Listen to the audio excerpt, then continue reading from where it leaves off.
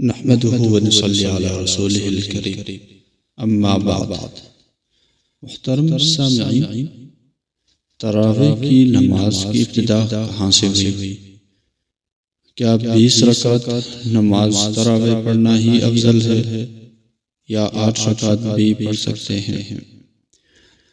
چنانچہ تراویح کی ابتدا تو آن حضرت صلی اللہ علیہ وسلم سے ہوئی، مگر آن حضرت صلی اللہ علیہ وسلم نے اس اندیشہ سے کہ یہ فرض نہ ہو جائے 3 دن سے زیادہ جماعت نہیں کرائی۔ صحابہ کرام رضی اللہ عنہم اجمعین فردن پڑھا کرتے تھے اور کبھی 2 4 آدمی جماعت کر لیتے تھے۔ حضرت عمر رضی اللہ عنہ کے زمانے سے عام جماعت کا رواج ہوا اور اس وقت سے تراویح کی 20 ہی رکعت چلی آ رہی ہیں اور 20 رکعت ہی سنت مؤکدہ ہے۔ اور اگر کوئی شخص بوجہ بیماری رمضان المبارک کے روزے نہ رکھ سکے تو وہ کیا کرے؟ جو شخص بیماری کی وجہ سے روزہ رکھنے کی طاقت نہیں رکھتا، اسے روزہ نہ رکھنے کی اجازت ہے۔ تندرست ہونے کے بعد روزوں کی قضا رکھ لے۔ اگر بیماری ایسی ہو کہ اس سے اچھا ہونے کی امید نہیں تو ہر روزے کے بدلے صدقہ فطر کی مقدار فدیہ دے دیا کرے۔ اور تراویح پڑھنے کی طاقت رکھتا ہو تو اسے تراویح ضرور پڑھنی چاہیے۔ تراویح مستقل عبادت ہے، یہ نہیں کہ جو روزہ رکھے وہی تراویح پڑھے۔ تراویح کی نماز 8 پڑھی جائے یا 20 رکعت پڑھی جائے، کون سا افضل ہے اور کون سا مفضول؟ اس بارے میں حضرت عمر رضی اللہ عنہ کے وقت سے آج تک 20 ہی رکعت تراویح کی نماز چلی آئی ہے اور اس مسئلے میں کسی امام مجتہد کا بھی اختلاف نہیں، سب 20 ہی کے قائل ہے۔ البتہ اہل حدیث حضرات 8 پڑھتے ہیں، بس جو شخص اس مسلک کا ہو وہ تو 8 پڑھ لیا کرے، مگر باقی مسلمانوں کے لیے 8 پڑھنا درست نہیں، ورنہ سنت مؤکدہ کے تارک ہوں گے اور ترک سنت کی عادت ڈال لینا یہ گناہ ہے۔ اور تراویح کی 20 رکعت کا ہونا اور اس کا ثبوت صحیح حدیث سے تو امام موطا امام مالک رحمۃ اللہ علیہ باب ما جاء فی قیام رمضان میں یزید بن رحمان رحمۃ اللہ علیہ سے روایت ہے کہ کان یقومون فی زمان عمر بن الخطاب فی رمضان ب23 رکعہ، کہ حضرت عمر رضی اللہ عنہ کے زمانے سے 23 رکعات پڑھتے تھے رمضان میں۔ امام بیہقی رحمۃ اللہ علیہ نے حضرت سعید بن یزید صحابی سے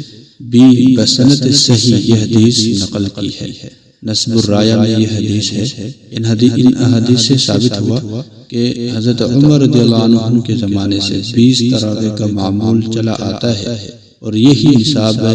خدا تعالیٰ اور اس کے رسول صلی اللہ علیہ وسلم کے نزدیک محبوب و پسندیدہ ہے، اس لیے کہ صحابہ کرام رضوان اللہ علیہم اجمعین خصوصاً حضرت خلفائے راشدین رضی اللہ عنہ کے بارے میں یہ بدگمانی نہیں ہو سکتی کہ وہ دین کے کسی معاملے میں کسی ایسی بات پر متفق ہو سکتے تھے جو منشائے خداوندی اور منشائے نبوی صلی اللہ علیہ وسلم کے خلاف۔ حضرت حکیم الامت شاہ ولی اللہ محدث دہلوی رحمۃ اللہ فرماتے ہیں، جس کا ترجمہ ہے وہ فارسی کی ایک عبارت ہے، وہ اس کا ترجمہ میں آپ کے سامنے پیش کر دیتا ہوں۔ ترجمہ کہتے ہیں کہ اجماع کا لفظ تم نے علماء دین کی زبان سے سنا ہوگا، اس کا مطلب یہ نہیں کہ کسی زمانے میں تمام مجتہدین کسی مسئلے پر اتفاق کریں، بائیں طور کے ایک بھی خارج نہ ہو، اس لیے کہ یہ صورت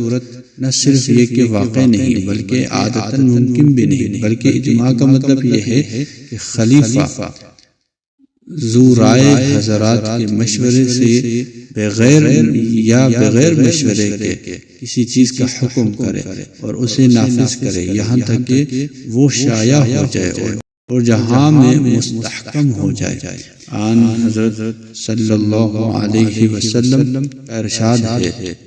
کہ علیکم بسنتی قال النبی صلی اللہ علیہ وسلم علیکم بسنتی وسنت الخلفاء الراشدین من بعدی الحدیث، یہ ازالت الخفا میں یہ حضرت امام حکیم الامت شاہ ولی اللہ محدث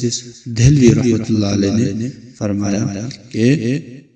حدیث میں بھی آتا ہے کہ تم پر لازم ہے میری سنت اور میرے بعد خلفائے راشدین کی سنت۔ آپ غور فرمائیں گے تو 20 تراویح کے مسئلے میں یہی صورت پیش آئی کہ خلیفہ دوم حضرت عمر بن الخطاب رضی اللہ عنہ نے امت کو 20 تراویح پر جمع کیا اور مسلمانوں نے اس کا التزام کیا، یہاں تک کہ حضرت شاہ صاحب رحمۃ اللہ کے الفاظ میں یہی وجہ ہے کہ اکابر علماء نے 20 تراویح کو بجا طور پر اجماع سے تعبیر کیا ہے۔ ملک العلماء کاسانی رحمۃ اللہ علیہ فرماتے ہیں کہ بدائع الصنائع میں حضرت عمر بن خطاب رضی اللہ عنہ نے رسول اللہ صلی اللہ علیہ وسلم کے صحابہ رضوان اللہ علیہم اجمعین کو ماہ رمضان میں ابی بن کعب رضی اللہ عنہ کے اقتداء پر جمع کیا اور ان کو ہر رات 20 رکعتیں پڑھاتے تھے اور اس پر کسی نے نکیر نہیں کی، بس یہ ان کی جانب سے 20 تراویح پر اجماع ہوا۔ اور یہی وجہ ہے کہ ائمہ اربعہ امام ابو حنیفہ، امام مالک، امام شافعی اور امام احمد بن حنبل رحمۃ اللہ علیہ اجمعین 20 تراویح پر متفق ہے، جیسا کہ ان کی کتب فقہیہ سے واضح ہے۔ ائمہ اربعہ کا اتفاق بجائے خود اس بات کی دلیل ہے کہ 20 تراویح کا مسئلہ خلف سے تواتر کے ساتھ منقول چلا آتا ہے۔